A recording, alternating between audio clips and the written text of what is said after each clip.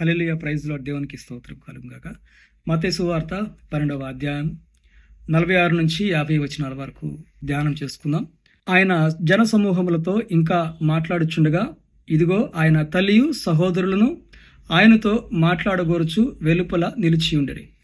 యేసుక్రీస్తు ప్రభుల వారు మరి అనేకమైనటువంటి అద్భుతాలు, ఆశ్చర్యమైన కార్యాలు, ఆ పరలోకపు తండ్రి యొక్క చిత్తమును తెలియపరుస్తూ దేవుని యొక్క రాజ్యం గురించి, ఆయన యొక్క నీతిని గురించి తెలియపరచబడుతున్న తర్వాత స్వస్థతలు, అద్భుతాలు, ఆశ్చర్యమైన కార్యములు జరిగిస్తూ ఆ తర్వాత అనేక మంది ప్రజలు ఆయన వెంబడిస్తున్నటువంటి సమయాల్లో మరి అనేకమైన ఉపమానాలు దేవాదేవుడు యేసుక్రీస్తు ప్రభుల వారు జన సమూహములందరికీ కూడా తెలియపరచబడుతున్నటువంటి లేఖనాలను మనం గమనిస్తున్నాం. అయితే ఈ యొక్క జన సమూహములతోటి ఉన్నటువంటి సమయంలో ఆ జనములతోటి యేసుక్రీస్తు ప్రభుల వారు మాట్లాడుతూ ఉన్నారు.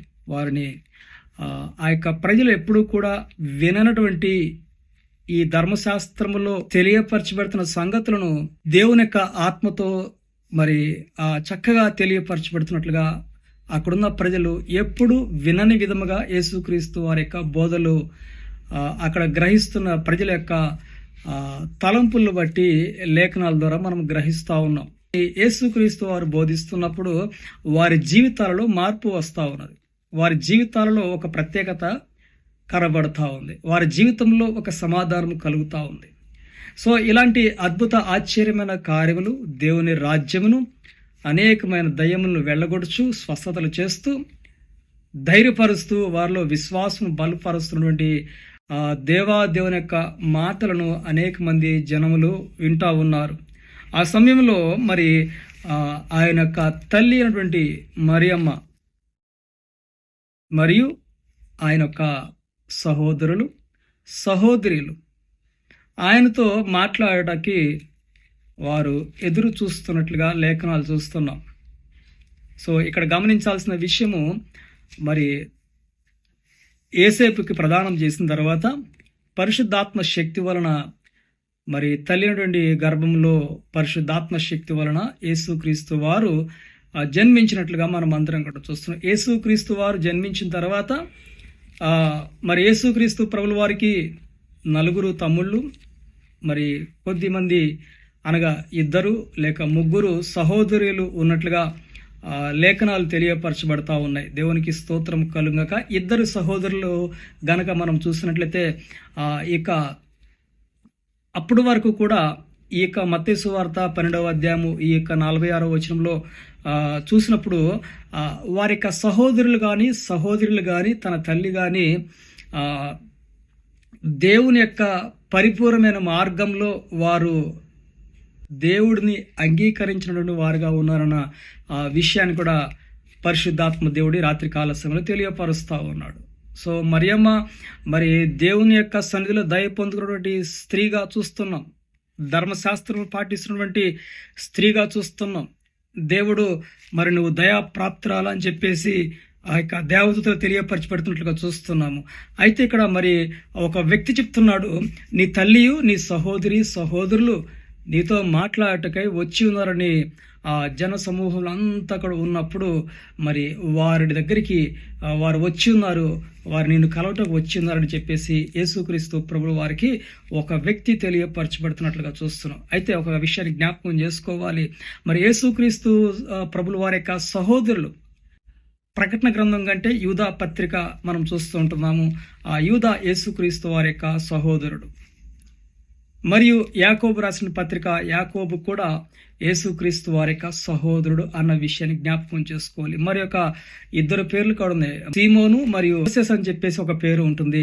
ఈ 4 పేర్లు కూడా మనకు పరిశుద్ధ గ్రంథంలో తెలియపరచబడుతుంటాయి. అయితే సహోదరుల యొక్క పేర్లు మనకు అంత క్లుప్తంగా మనకు తెలియపరచబడిన విషయాన్ని కూడా మీ అందరికీ తెలియపరుస్తూ యేసుక్రీస్తు వారి తర్వాత తల్లి మరియమ్మకు మరి సంతానము కలిగి ఉన్నదన్న విషయం కూడా జ్ఞాపకం చేసుకుంటూ మరి ఇక్కడ చూసినట్లయితే ఆ వ్యక్తి ఏం చెప్తున్నా అంట, మరి మీ యొక్క తల్లి, సహోదరులు మిమ్మల్ని కలవటానికి మీతో మాట్లాడటానికి వచ్చినారని యేసుక్రీస్తు ప్రభువు వారితో తెలియపరచబడినప్పుడు యేసుక్రీస్తు ప్రభువు వారు అంటున్నాడు. 47 వచనం చూద్దాండి. అప్పుడు ఇదిగో నీ తల్లియు నీ సహోదరులను నీతో మాట్లాడవలనని వెలుపల నిలిచి ఉన్నారని ఆయనతో చెప్పెను. అందుకు ఆయన తనతో ఈ సంగతి చెప్పిన వారిని చూచి, ఎవరైతే యేసుక్రీస్తు ప్రభువు వారికి మరి నీ కుటుంబ సభ్యులు వచ్చి ఉన్నారు నీతో మాట్లాడటానికి అని చెప్పినప్పుడు ఆయనతో యేసుక్రీస్తు ప్రభువు వారు ప్రత్యుత్తరం ఇచ్చే దేవాదేవుడు, సమాధానము తెలియపరిచే దేవుడు.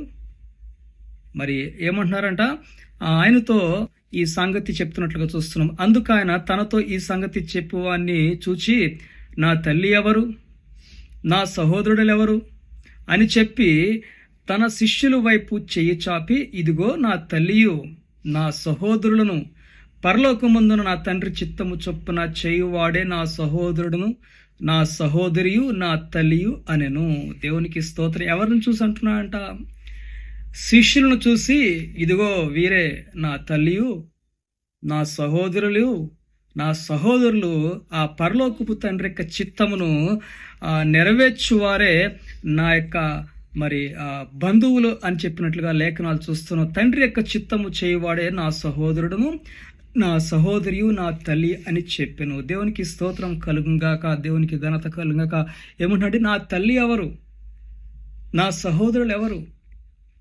యోహాను సువార్తలో కనుక చూసినట్లయితే ఆయన తన స్వకీయుల వద్దకు వెళ్ళెను, కానీ ఆయనను ఎవరు కూడా అంగీకరించలేదు. అందుకే ఎవరైతే ఆయనను విశ్వసిస్తారో, ఆయన వెంబడిస్తారో ఆయన బిడ్డలుగా మరి ఆయన యొక్క కుమారులు కుమార్తెలుగా అంగీకరించబడతారని యోహాను సువార్త 12, 13, 14 వచనాల్లో మనం అందరం కూడా చూస్తూ ఉంటాం. ఇక్కడ ఆ యొక్క లేఖనమును ఈ యొక్క లేఖనమును వ్యత్యాసమును చూస్తున్నట్లయితే ధర్మశాస్త్రమును పాటిస్తున్నటువంటి తల్లి మరియమ్మను చూస్తుంటున్నాము.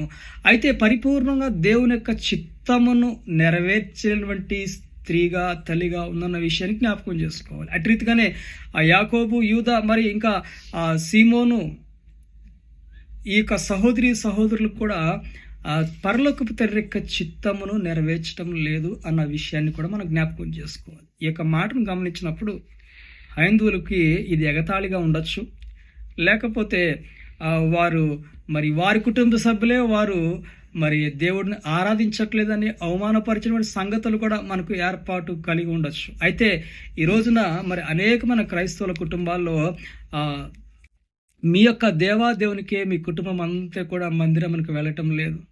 మీ కుటుంబం అంతా కూడా వ్యసనపరులు అయిపోయిన వారుగా ఉన్నారు. మీ కుటుంబ సభ్యులందరూ కూడా దేవునికి దూరంగా ఉంటున్నారు. మీ కుటుంబ సభ్యులలో దేవుని యొక్క భయము భక్తి లేని వారుగా ఉంటున్నారు అనేటువంటి సందర్భాల్లో మనం అందరం కూడా జీవిస్తూ ఉన్నాం. దేవునికి స్తోత్రం. అయితే పరలోకపు తండ్రి యొక్క చిత్తమును నెరవేర్చువారే అంటే శిష్యులను చూసి ఆయనను వెంబడిస్తున్నారు, ఆయన తెలియపరచబడినటువంటి సంగతులను చూస్తున్నారు, అద్భుతాలు చేస్తున్నారు, స్వస్థతలు చేస్తున్నారు, బాప్తిజములు ఇస్తున్నారు, పరలోక రాజ్యం గురించి సువార్త తెలియపరుస్తున్నారు, పాపులని యేసుక్రీస్తు నామములో పరిశుద్ధాత్మ శక్తితోటి వారి పాపమును విడిపించి దేవుని యొక్క రాజ్యంలోకి నడిపించేటువంటి మరి సంగతులను మనం అందరం కూడా చూస్తున్నాం. ఈ రాత్రి కాలంలో వాక్యము వింటున్నట్టుంది ఏమో నేను మనమందరం కూడా నా అనుకున్న వారు మనకి లేకపోయినప్పుడు కూడా దేవుని బిడ్డలుగా ఉండటం ఎంతో ప్రాముఖ్యము. ఈ ప్రాముఖ్యమైనటువంటి విషయాన్ని మీరు గమనించుకొని దేవుని యొక్క రాజ్యంలోకి నడిపించేటువంటి మార్గంలో మనం నిలిచి ఉండాలి. అప్పుడు మనమందరం కూడా ఆయన బిడ్డలుగా, ఆయన యొక్క సొత్తుగా మనము దేవుని యొక్క వెలుగులో ప్రకాశించుతున్న వారిగా మనం అందరం కూడా ఉంటాం. దేవునికి స్తోత్రం కలుగు. అయితే కొద్ది దినముల తర్వాత యేసుక్రీస్తు ప్రభుల వారు చనిపోయి తిరిగి లేచిన తర్వాత యూదా మరియు యాకోబులు ఇద్దరు కూడా దేవుని యొక్క శక్తిని సామర్థ్యమును గ్రహించుకుని మరి యూదులలో పెద్దలలో గొప్ప అధిపతులుగాను గొప్ప ప్రధానులుగా నిలిచి ఉండి మరి సంఘాలు నిర్మిస్తూ విశ్వాసులను బలపరుస్తూ అనేకమైనటువంటి దేవుని యొక్క కార్యములు దేవుని యొక్క వాక్యాన్ని బోధిస్తూ బలపడిన వారిగా యేసుక్రీస్తు వారి యొక్క సహోదరులు యాకోబు యూదాలు కూడా ఉన్నారన్న విషయాన్ని జ్ఞాపకం చేసుకోవాలి. వారిని ఎక్కడ కూడా తక్కువ అంచనా వేయటం లేదు, తక్కువ చేసి మాట్లాడటం లేదు. అయితే వారికి యేసుక్రీస్తుతో పాటున్నప్పుడు వారు దేవుని యొక్క చిత్తమును పరిపూర్ణంగా నెరవేర్చిన వారుగా ఉన్నారు, దేవుని యొక్క శక్తిని గ్రహించలేని వారుగా ఉన్నారు. యూదా ఇస్కరియోతును కూడా మనం చూసుకున్నట్లయితే యేసుక్రీస్తు ప్రభువు వారితో జీవిస్తున్నాడు, నడుస్తున్నాడు, కానీ యేసుక్రీస్తు వారి యొక్క మహిమను గుర్తించలేని వాడుగా ఉన్నాడు. ఈ యొక్క సమయంలో కూడా మనము యేసుని సొంత రక్షకుడిగా, మరి క్రిస్టియన్ నేను అని చెప్పుకుంటున్న మీరందరూ కూడా మరి దేవుని యొక్క చిత్తమును నెరవేర్చేవారిగా ఉండాలని, నామకార్థపు భక్తితోటి కాదు కానీ హృదయాంతరంగం నుంచి వచ్చిన భక్తితోటి, విశ్వాసముతోటి తండ్రి యొక్క చిత్తము మరి ప్రసంగి గ్రంథంలో చూస్తున్నాం 12వ అధ్యాయం 13వ వచనంలో మరి సమస్తము కూడా యెహోవా యందు భయభక్తులు కలిగి ఆయన యందు నడుచుకున్నట్టు ఏ మానవ కోటి యొక్క విధి.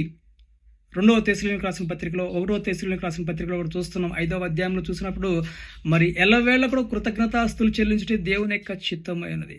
మరలా ఫిలిప్పీయులకు రాసిన పత్రికలో చూసినట్లయితే నేను మిమ్మల్ని గురించి చింతిస్తున్నాను కనుక మీ చింతలన్నీ కూడా నా యొక్క సిలువ పైన వేయడం చెప్పేసి తెలియపరచడం కూడా దేవుని యొక్క చిత్తమే. మీ యొక్క భారమైన హృదయాలుగా మీరు ఉండకూడదు. మీ చింతలు బాధలన్నీ కూడా దేవుని వైపు తెలియపరచాలని చెప్పి దేవుని యొక్క చిత్తము, దేవుని యొక్క ఆశ తెలియపరచబడుతున్నట్లుగా మనం అందరం కూడా చూస్తున్నాం. మనము దేవుని యొక్క చిత్త ప్రకారంగా నడుచుకోవాలి. హల్లెలూయా, దేవునికి స్తోత్రం కలుగుగా. ఆయన యొక్క ఆజ్ఞలందు ఆయన భయభక్తి కలిగి మరి ఇక్కడ చూడండి, ప్రభువా ప్రభు అని పిలిచి ప్రతివాడు కూడా పరలోక రాజ్యంలోకి వెళ్ళడు.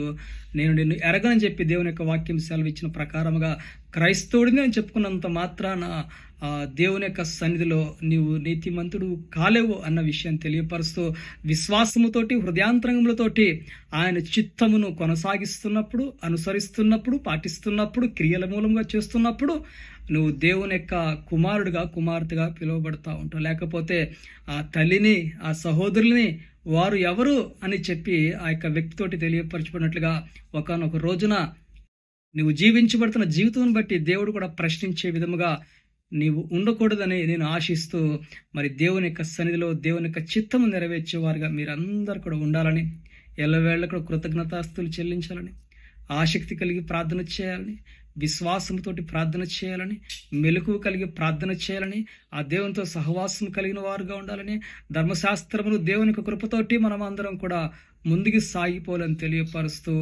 మరి నా అనుకున్న వారే నన్ను దూరం చేస్తున్నారు. ఒకవేళ కనుక నీ జీవితంలో అనేకమైనటువంటి దోషములు, అనేకమైన బలహీనతలు ఉన్నప్పుడు మరి నీ కుటుంబం అంతా కూడా నిన్ను దూరం చేసి ఉండొచ్చు. కానీ మరి నువ్వు కూడా నీ కుటుంబానికి దూరముగా ఉండొచ్చు.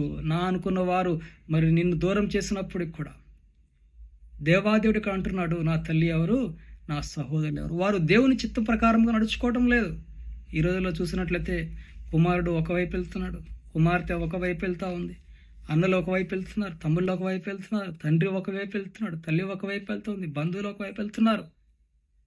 వాళ్ళ కోసం వీళ్ళ కోసం మనం ప్రయాస పడుతున్నాం. అయితే ఒకానొక రోజున దేవుని వాక్యమును వారికి పరిశుద్ధాత్మ దేవుడు తెలియపరిచినటువంటి సంగతులు మనం అందరం కూడా చూస్తున్నాం. వారందరూ కూడా ఎవరిని విడిచిపెట్టి ఈ లోకంలో తిరుగుతున్నారో అది మీ అందరికీ తెలిసినటువంటి సంగతిని జ్ఞాపకం చేస్తూ మరి నీవైతే తప్పకుండా ఆ పరలోకపు తండ్రి యొక్క చిత్తము నెరవేర్చేవారుగా ఉంటూ దేవుని సన్నిధిలో బలా నమ్మకమైన దాసురాలుగా మీరు అందరూ కూడా ఫలించాలని, ఆయన మార్గంలో, ఆయన సత్యంలో, ఆయన జీవంలో నిలబడుతూ దేవుని సాక్షులుగా ఉండాలని తెలియపరుస్తూ చెప్పబడిన కొద్ది మాటలలో గ్రహించి దేవునికి దూరం కాక దేవునికి దగ్గరగా ఉంటూ, ఆయన యొక్క ఆజ్ఞలకు దగ్గరగా ఉంటూ, ఆయన మార్గంలో మీరందరూ కూడా నడవలసిందిగా ప్రభువుపై తెలియపరుస్తూ చెప్పడం కొద్ది మాటలు దేవుడు దీవించి ఆశీర్వదించునుగాక.